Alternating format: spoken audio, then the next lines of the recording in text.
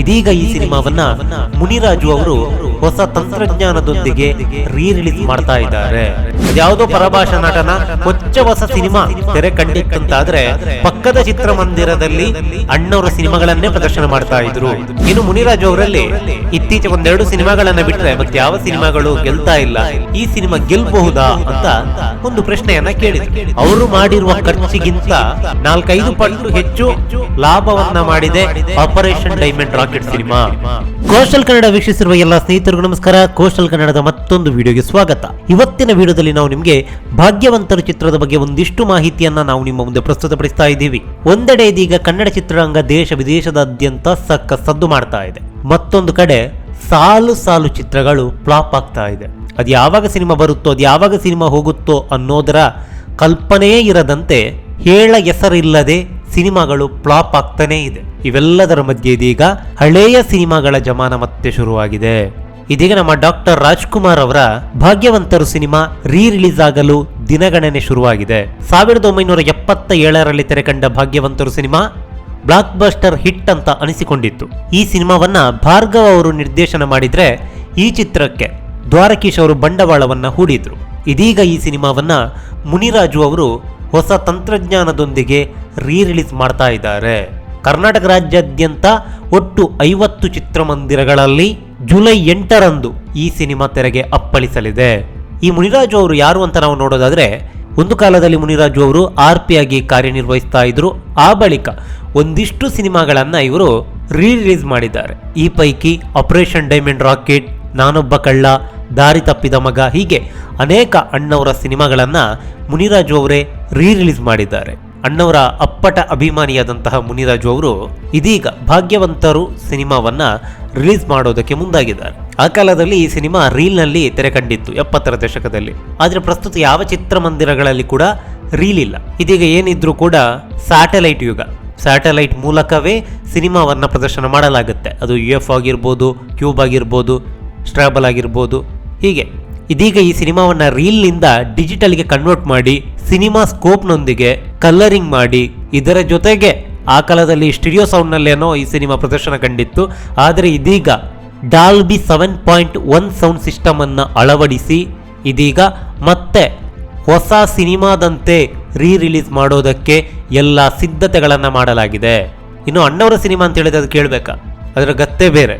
ಆ ಕಾಲದಲ್ಲೆಲ್ಲ ಹೆಂಗಾಗ್ತಿತ್ತು ಅಂತ ಹೇಳಿದ್ರೆ, ಅದ್ಯಾವುದೋ ಪರಭಾಷಾ ನಟನ ಹೊಸ ಸಿನಿಮಾ ತೆರೆ ಕಂಡಿತ್ತಂತಾದ್ರೆ ಪಕ್ಕದ ಚಿತ್ರಮಂದಿರದಲ್ಲಿ ಅಣ್ಣವರ ಸಿನಿಮಾಗಳನ್ನೇ ಪ್ರದರ್ಶನ ಮಾಡ್ತಾ ಇದ್ರು.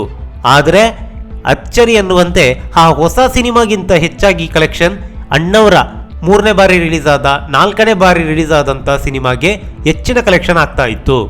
ಇದು ಅಣ್ಣವರ ಸಿನಿಮಾದ ತಾಕತ್ತು. ನಾವಿನ್ನು 70ರ ದಶಕ 80ರ ದಶಕ ಹೋಗ್ಬೇಕಾಗಿಲ್ಲ. ಇತ್ತೀಚೆಗೆ ಇದೇ ಮುನಿರಾಜು ಅವರು ಆಪರೇಷನ್ ಡೈಮಂಡ್ ರಾಕೆಟ್ ಸಿನಿಮಾವನ್ನ ರಿಲೀಸ್ ಮಾಡಿದ್ರು. ಈ ಸಿನಿಮಾದ ರೈಟ್ಸನ್ನ ಅವರು ಕೊಂಡುಕೊಂಡಿದ್ದು 10,000 ರೂಪಾಯಿಗೆ. ಖರ್ಚು ಅದು ಇದು ಅಂತೇಳಿ ಒಂದಿಷ್ಟು ಲಕ್ಷಗಳು ಖರ್ಚಾಗಿರ್ಬೋದು. ಆದರೆ ಅವರು ಮಾಡಿರುವ ಖರ್ಚಿಗಿಂತ 4-5 ಪಟ್ಟು ಹೆಚ್ಚು ಲಾಭವನ್ನ ಮಾಡಿದೆ ಆಪರೇಷನ್ ಡೈಮಂಡ್ ರಾಕೆಟ್ ಸಿನಿಮಾ. ಅದೇನೇ ಇರಲಿ, ಇದೀಗ ಅಣ್ಣವರ ಭಾಗ್ಯವಂತರು ಸಿನಿಮಾದ ರಿಲೀಸ್ ಡೇಟ್ ಅನೌನ್ಸ್ ಆಗಿದೆ. ಗಾಂಧಿನಗರದ ಅನುಪಮ ಮುಖ್ಯ ಚಿತ್ರಮಂದಿರದಲ್ಲಿ ಈ ಸಿನಿಮಾ ಬಿಡುಗಡೆಯಾಗಲಿದೆ. ಇದರೊಂದಿಗೆ ರಾಜ್ಯಾದ್ಯಂತ ಒಟ್ಟು 50 ಚಿತ್ರಮಂದಿರಗಳಲ್ಲಿ ಈ ಸಿನಿಮಾ ತೆರೆಗೆ ಅಪ್ಪಳಿಸಲಿದೆ. ಇನ್ನು ಮುನಿರಾಜು ಅವರಲ್ಲಿ ಇತ್ತೀಚೆಗೆ ಒಂದೆರಡು ಸಿನಿಮಾಗಳನ್ನು ಬಿಟ್ಟರೆ ಮತ್ತೆ ಯಾವ ಸಿನಿಮಾಗಳು ಗೆಲ್ತಾ ಇಲ್ಲ. ಈ ಸಿನಿಮಾ ಗೆಲ್ಲಬಹುದಾ ಅಂತ ಒಂದು ಪ್ರಶ್ನೆಯನ್ನ ಕೇಳಿದರು. ಅದಕ್ಕೆ ಮುನಿರಾಜು ಅವರು, ಅಣ್ಣವರ ಸಿನಿಮಾಗೆ ಬೆಲೆ ಕಟ್ಟೋದಕ್ಕೆ ಸಾಧ್ಯನಾ? ನಾನು ದುಡ್ಡಿಗಾಗಿ ಈ ಸಿನಿಮಾವನ್ನ ರಿಲೀಸ್ ಮಾಡ್ತಾ ಇಲ್ಲ. ಬದಲಾಗಿ ನಾನು ಅಣ್ಣವರ ಅಭಿಮಾನಿ. ಅಣ್ಣವರಿಗಾಗಿ ಈ ಸಿನಿಮಾವನ್ನ ನಾನು ರಿಲೀಸ್ ಮಾಡ್ತಾ ಇದ್ದೀನಿ. ದುಡ್ಡು ಬರುತ್ತೋ ಬರಲ್ವೋ ಅವೆಲ್ಲ ಸೆಕೆಂಡರಿ.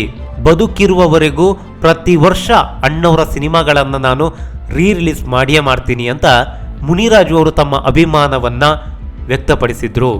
ಅದೇನೇ ಇರಲಿ, ನಾವಂತೂ ಅಣ್ಣವರ ಭಾಗ್ಯವಂತ ಸಿನಿಮಾವನ್ನ ಮೊದಲ ದಿನ ಮೊದಲ ಪ್ರದರ್ಶನದಲ್ಲೇ ಮುಖ್ಯ ಚಿತ್ರಮಂದಿರದಲ್ಲೇ ವೀಕ್ಷಿಸ್ತೀವಿ.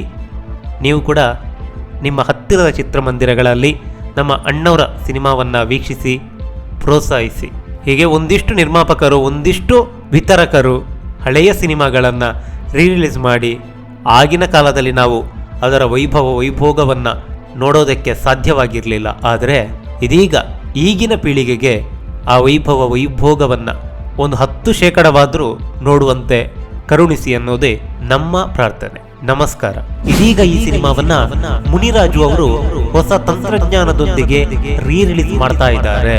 ಯಾವುದೋ ಪರಭಾಷಾ ನಟನ ಹೊಸ ಸಿನಿಮಾ ತೆರೆ ಕಂಡಿತ್ತಂತಾದ್ರೆ ಪಕ್ಕದ ಚಿತ್ರಮಂದಿರದಲ್ಲಿ ಅಣ್ಣವರ ಸಿನಿಮಾಗಳನ್ನೇ ಪ್ರದರ್ಶನ ಮಾಡ್ತಾ ಇದ್ರು. ಇನ್ನು ಮುನಿರಾಜು ಅವರಲ್ಲಿ ಇತ್ತೀಚೆಗೆ 1-2 ಸಿನಿಮಾಗಳನ್ನ ಬಿಟ್ರೆ ಮತ್ತೆ ಯಾವ ಸಿನಿಮಾಗಳು ಗೆಲ್ತಾ ಇಲ್ಲ.